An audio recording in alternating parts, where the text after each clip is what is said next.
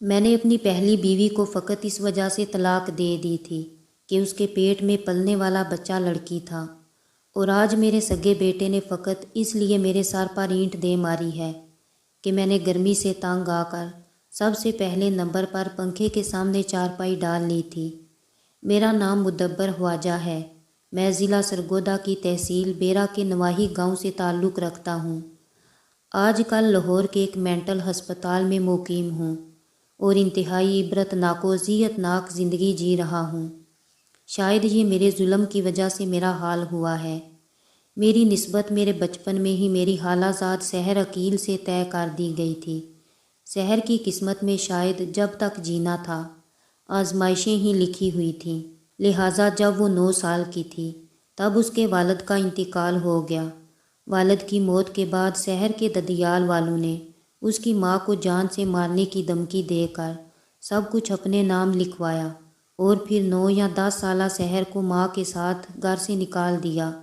سحر کی ماں اسے لے کر اپنے میکے جا بیٹھی، مگر جوں جوں بھائیوں کی شادیاں ہوتی گئیں وہ اپنی بہن کی کفالت سے انکار کرتے گئے، یہاں تک کہ ایک بار جب تنگ آ کر سحر کی ماں نے بھائیوں سے جائیداد میں حصہ مانگا تو اس کے بھائیوں نے اسے مار پیٹ کر گھر سے نکال دیا اور وہ ایک بار پھر بے سہارا ہو کر سڑک پر آ گئی۔ سحر کی ماں نے گاؤں میں کسی کا خالی گھر مانگ کر اس میں رہائش رکھی، اور غربت کا یہ عالم تھا کہ بل نہ دے سکنے کی وجہ سے اس نے گیس اور بجلی کی سہولت ہوتے ہوئے بھی استعمال کرنے سے انکار کر دیا۔ اتنے مصائب میں بھی میری ماں نے اپنی بہن سحر کی والدہ کو تنہا نہ چھوڑا اور والد صاحب سے چوری چھپے اپنی بہن کی مدد کرتی رہی۔ میری ماں نے مجھ سے سحر کے متعلق پوچھا تو میں نے اس کے مالی حالات دیکھتے ہوئے انکار کر دیا، کیونکہ مجھے ملازمت کرنے والی لڑکی چاہیے تھی تاکہ میں مالی طور پر مزید مستحکم ہو سکوں، جبکہ سحر تو اپنے باپ کی موت کے بعد کبھی اسکول کا منہ بھی نہ دیکھ پائی تھی۔ اس نے تو اپنی ماں کے ساتھ مل کر لوگوں کے گھر ٹوائلٹ تک دھوئے تھے، میں بھلا کیسے اس سے شادی کر سکتا تھا؟ خیر میری ماں نے مجھے منت سماجت کر کے سحر سے نکاح کرنے پر راضی کر لیا۔ میں نے من پسند جہیز لینے کی شرط پر حامی بھر لی۔ میری ماں نے ضمانت دی کہ جہیز میری پسند کا ہوگا، اور ہوا بھی ایسا ہی۔ میری ڈیمانڈ کا جہیز لے کر سحر رخصت ہو کر میرے گھر آ گئی، اور اس جہیز کے لیے اٹھائے گئے قرض کے بدلے میں اس کی ماں لوگوں کے گھروں میں کام کرتے کرتے چل بسی، مگر قرض ادا نہ ہوا۔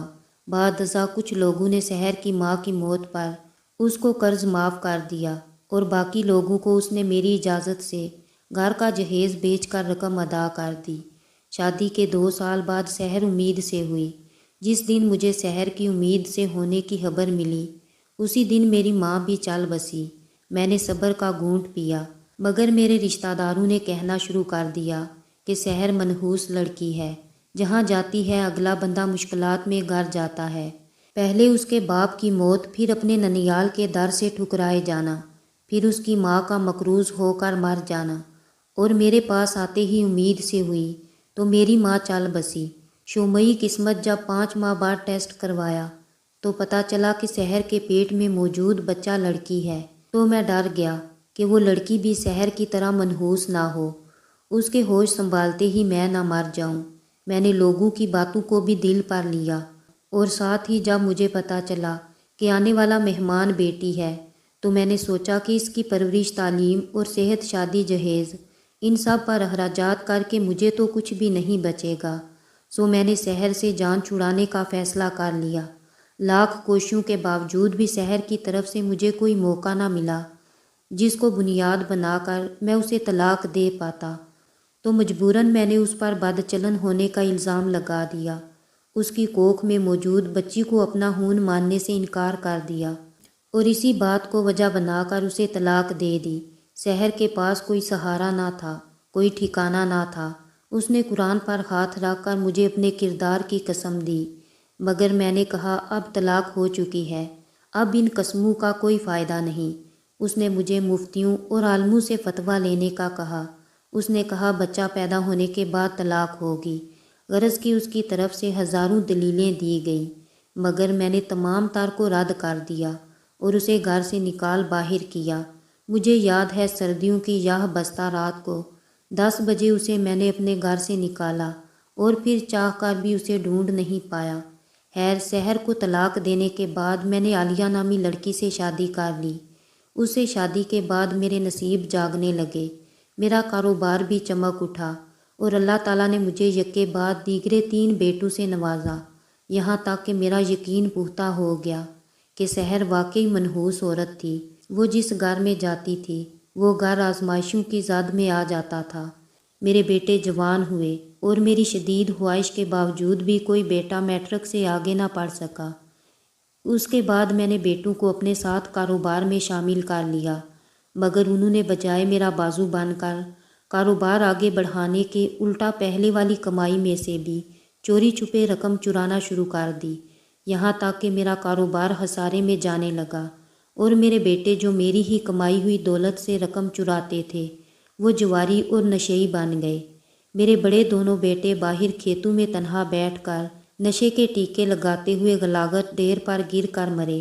چھوٹے بیٹے کو جیسے تیسے کر کے میں نے بری صحبت سے نکال لیا، اس کا علاج کروا کر اسے نارمل زندگی میں واپس لایا، اس کی شادی کی اور بچی کچی رقم سے اسے ایک چھوٹی سی دکان بنا کر دے دی۔ میرا بیٹا اس دکان سے رزق کما کر اپنے بیوی بچوں کے ساتھ اپنی بیوی کے میکے والوں کا پیٹ بھی بھرتا ہے، اپنے دوستوں عزیزوں کی دعوت بھی کرتا ہے، مگر جب مجھے 3 وقت روٹی دینے کی باری آتی تو میری ذات اسے بوجھ لگنے لگتی ہے۔ میرے قریب سے گزرتے ہوئے کہتا ہے، پتہ نہیں یہ بڈھا کب مرے گا اور گھر کا خرچ کب کم ہوگا، جب کہ میری بہو مجھے ایسی روٹی ڈالتی ہے جیسے گلی کے بیرونی دروازے کی دہلیز پر آئے کتے کے آگے روٹی ڈالی ہو۔ عمر زیادہ ہو جانے کی وجہ سے اگر کپڑوں پر کہیں غلاغت وغیرہ لگ جائے تو میری بہو میرے کپڑے دھونے سے انکار کر دیتی ہے۔ اب تو اکثر اوقات میں اپنے کپڑے خود ہی دھو لیتا ہوں۔ گاؤں کے لوگ جو پہلے سحر کو منحوس کہتے تھے، آج وہی لوگ مجھے ظالم کہتے ہوئے اپنے بچوں کو عبرت دلانے کی خاطر میری کہانی سناتے ہیں۔ چند دن پہلے کی بات ہے، گرمی شدید تھی، میرا دل گھبرا رہا تھا۔ میں نے اپنی چارپائی فرشی پنکھے کے آگے ڈالی اور سو گیا۔ جب رات کو میرا بیٹا دکان بند کر کے گھر کو لوٹا تو میری بہو نے اسے کہا کہ بڈھا بچوں سے ضد لگا کر پہلی چارپائی پر سو گیا اور جان بوجھ کر ٹانگ پر ٹانگ رکھ لی ہے تاکہ ہمارے بچوں اور مجھ تک ہوا نہ پہنچ سکے۔ میرے بیٹے نے اپنی بیوی کی بات سنتے ہی بنا تحقیق کے آؤ دیکھا نہ تاؤ میرے سر میں اینٹ دے ماری۔ سر میں اینٹ کی ضرب اتنی زور سے لگی کہ میرا دماغ تک ہل کر رہ گیا۔ میری چیخو پکار سن کر گاؤں کے کچھ رحم دل لوگوں نے مجھے اٹھا کر ہسپتال پہنچایا، جہاں ڈاکٹر نے میری پٹی کر دی، مگر کچھ ٹائم کے لیے میں ہوش و حواس سے بیگانہ ہو جاتا ہوں، تب میں خود کو یا قریبی لوگوں کو نقصان پہنچانے لگتا ہوں، جس کی وجہ سے ڈاکٹرز نے مجھے لاہور کے اس مینٹل ہسپتال میں منتقل کر دیا ہے۔ اب میرا یہ مستقل ٹھکانہ ہے۔